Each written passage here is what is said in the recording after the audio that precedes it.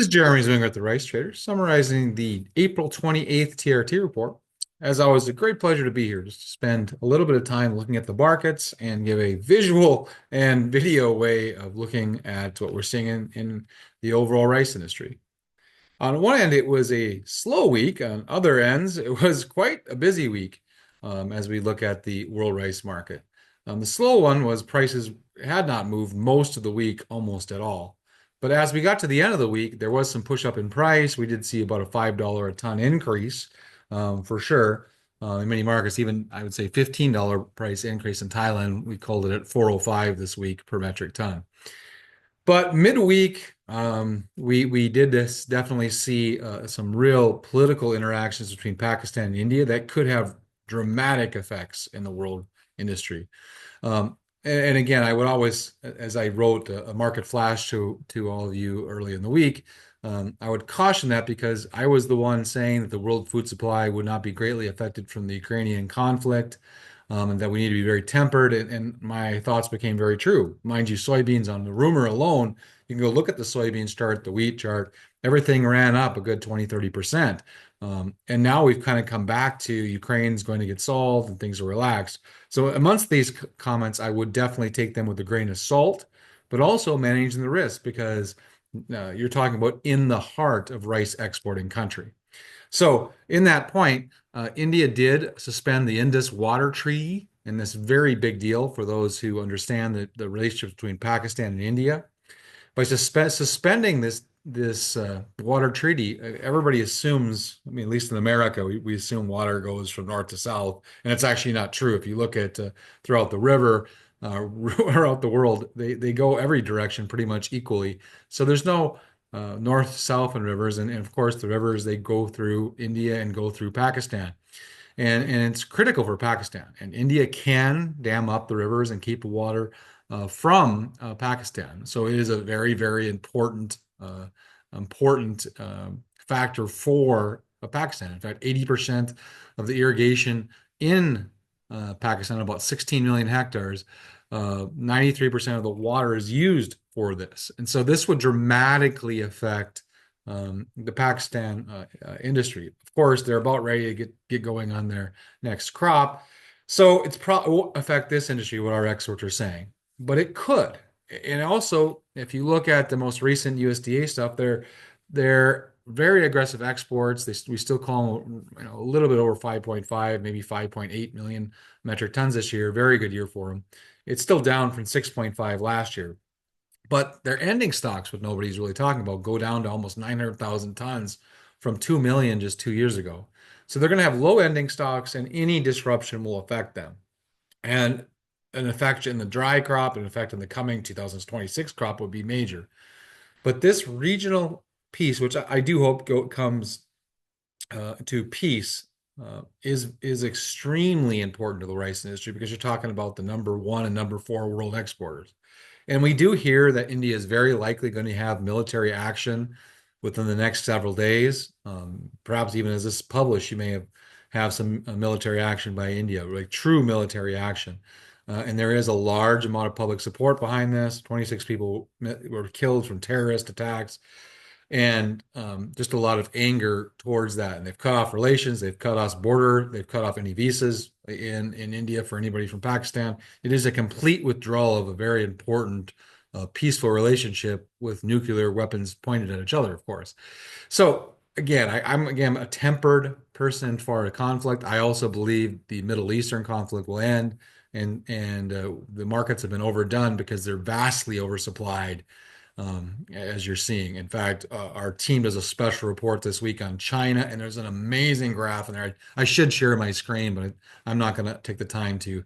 But an amazing graph showing the reduction in Chinese imports over the last several years. And China, of course, was the number one buyer of soybeans, rice, everything for many, many years. But the graph is just dramatic. If you take the drop in grains from the peak in about 2021, it was 45 million metric tons. They're down below 15 million metric tons in 2024-25. They're back to levels not seen since like 2007 18, 17, around there. So a dramatic change in the Chinese grain imports, and they're really going back to, hey, we're full, we don't need to buy, as we've been saying in our report. And there's been a lot of people that made the case that the Chinese stocks did not matter. Well, you see, China's now exporting. You're seeing that they're active players of import-export business. And of course, they have been buying at these cheaper prices lately for rice. And so they're an import-export mentality group, kind of a lot like Brazil in a lot of ways, if one understands that market. So a lack of demand will probably a lack of new demand is really going to hold this market back in the midst of just oversupply. But you have to manage these type of risks because markets are also extremely psychological. So I can be completely right about S&Ds, I can be completely right at this, but I never forget the weekly markets, the short-term markets are all psychological. If you watch the futures market, it's all psychological. And it's a very, very big deal. And so that's why you can even watch when oil. I mean, I say in the TRT this week about oil has now moved from its 110, $120 price down to 60, half price in such a very, very short time. There's a great graph in the TRT this week, just using the futures market that, I mean, you're talking 3 years. You've gone from 120 down to 60. But if you go a couple of years back, right before COVID, the market was about here, $40. And then it went to negative. And I remember the day market oil went to negative. And it would happen to be this week, Wednesday of this week, 2020. Oil went to negative price. And I was sitting with my son that week and he was asking, how can something be negative? Dad, let's go get our trucks to go get oil. I've told this story many times and I'm like, yes, but that's not how it works. You'd have to take delivery. But it was a beautiful time if you could book in the next, 10 years of your oil usage. And that rise up during the Ukrainian conflict to 120 was not logical either. I mean, the market overreacted or acted for a very long time. And now it's back down to what I would call more normal levels. And that's 50, 60 is probably where oil should be based upon cost and need and overall usage. And as these new alternative energy sources come on, one could justify a $40 level is probably the long-term price as well, and going down and down if some of the fusion and other technologies come on. So as the price of oil goes down, cost of production goes down, and you can actually sell it less. But the growers have put in higher cost of production rice this year, and they've gotten used to these higher prices as well. So these conflicts, these other things going on are a key piece. And it's becoming a very big political issue as well, because you can see it in the Philippines, you can see it in Thailand, you can see it in other places where they need the votes of the rural community and they need to keep these growers obviously viable and successful. They need the food, but it's in an oversupply situation where the market is not dictating the same price. I think in the current market, the biggest example is the Philippines. Their election is in 2 weeks, 2 weeks and 2 days, I believe, on the 11th of May.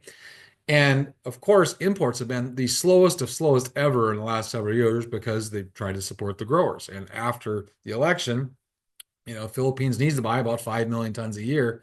There's going to very likely be a rush that may push a little pressure on price in the short term.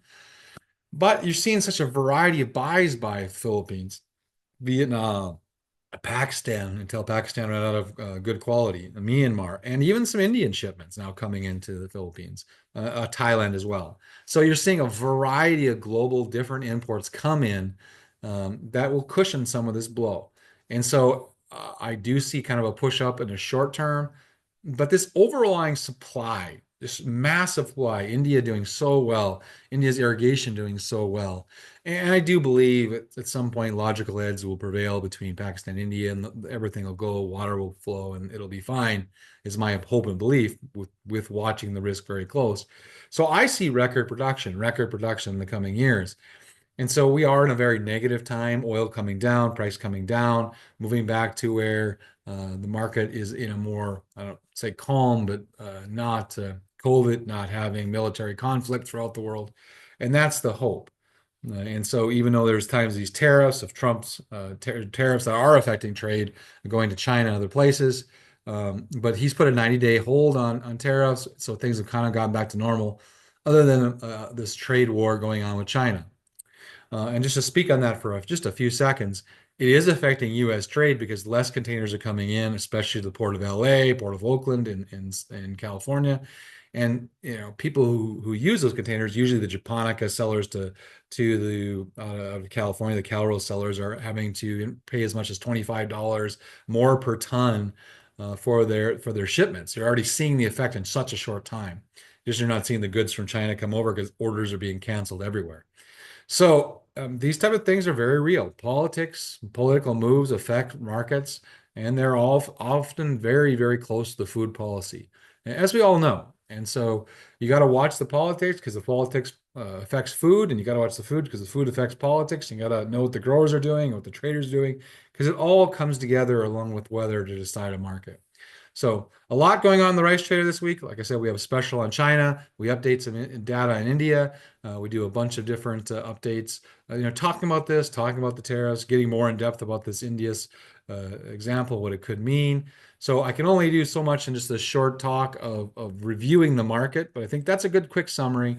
A lot of volatility, not a little bit of push up in price. Watch India, Pakistan. Look at China buying a little bit, but buying less. Bernas is buying much less. I should also mention I was closing, but a point came to my head that I've even seen, I put in the Rice Trader report, buying out of India at 370 CIF, two places like Malaysia. So you're talking about 350 secret trades happening that really should shock the market, even with this little push up and hope that Filipino demand, some East Africa demand will help. So anyway, with that, this is Jeremy Zwing at the Rice Trader. We've given a good summary of the TRT. Probably went on too long for a summary, but I do definitely find the activities this week very interesting.